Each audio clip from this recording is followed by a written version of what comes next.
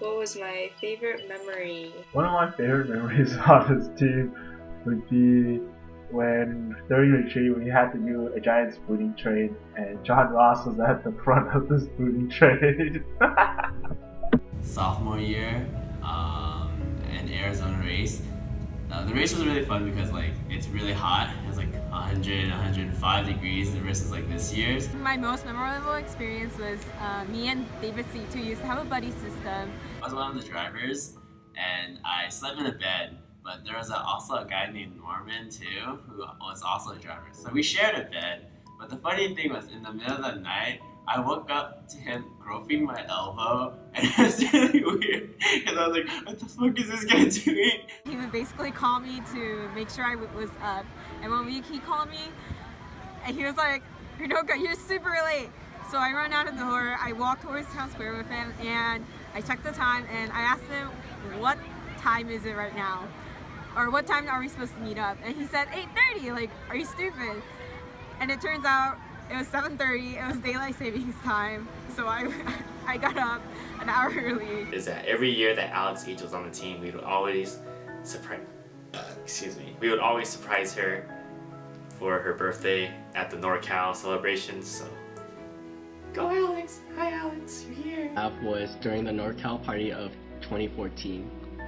I tried to match shots with Lori and we both end up throwing up. Favorite memories have always been the races. I remember my trip to College Cup the first year was super amazing. It was my first time traveling outside of college and going back to San Francisco. It was super exciting. It was good food, had a lot of fun times with friends, got to take a lot of photography pictures, and it was overall pretty dope. Out of practice, kind of just chilling. Or after practices, the car rides are always really fun too. I think even if you were just tired, it was nice to just talk to everyone, see how they were doing. Someone put on music and people have been drinking, so we're all a little loose, and a bunch of us go dancing, and it's just a really good vibe. And I took a moment to just step out and sit on the couch to just watch everyone, and I was just filled with such a good feeling, and I'm sure a little alcohol helped. And just watching everyone having fun, enjoying each other's company, that's when I really felt like, this is why I'm on this team, this is why I love all these people. So what does Dragon Boat mean to me? UCSD Dragon Boat is like a community to me. But it was a place where I could hang out with friends, enjoy the college life by working and playing hard with the team. UCSD Dragon Boat was one of the first places where I found that I belonged here. It eventually turned into somewhat of a family in my mind. I know we use that word a lot, and I mean it's not a word to be taken lightly. A competitive family where everyone, including myself, can grow as an individual and we can grow together as a team. There are people that I can trust to be very upstanding, and I can trust to really inspire me.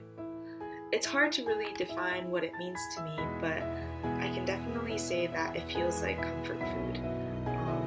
After being on this team for 4 years, it's like comfort food. I always want it. It was a time that I was able to sort of let go of what I was thinking of during school and just focus on something, and I think it was Dragon Boat. So initially it was like a family away from home, but then afterwards it turned into sort of a pastime and something I became really passionate for and didn't really come to rely on too much, but later on I find that it's a really stable support group and something that you can't really find anywhere else on campus. So this family that I've made and become a part of, it's not something that I can easily separate from my entire college experience. If you mention college, Dragon Boat comes hand in hand, and UCSD DB has really become something that is very close to my heart. What have I learned from being on this team is learning, in a sense, how to be myself and not to be scared. I mean, I've gained 18 pounds and only 18 pounds since first year, so I haven't changed much since my first year. I stagnated. That after 8 years of paddling, I still cannot rotate.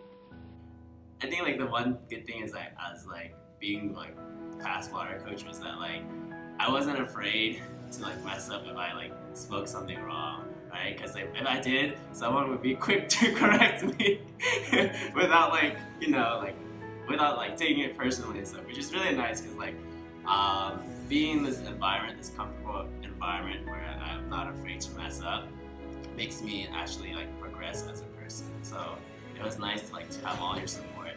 And that's something like I really appreciate. People say college, but a lot of times it's actually life. It's about being like finding out who you kind of are. And I think UCSD Dragon Boat has really like led me in a direction where I have found a very good, I've begun to understand myself a lot better. I've grown to love myself on Dragon Boat because everybody's different, everybody has different ideals, and everybody has also different ways of approaching things, and I learned that my own way isn't always wrong unless it's like completely different from the stroke that we're focusing on, then that's when you know like, oh, we gotta change. But I learned that I myself am important, and that's not something to take lightly. If practice seems like a lot, it's just like make a schedule for yourself so that you know what you're supposed to be doing at like a certain time of the day, and also don't be scared to go say hi to everyone because everyone on the team is really nice. For people that has gotten injured and feel like they're letting the team down, don't feel that way.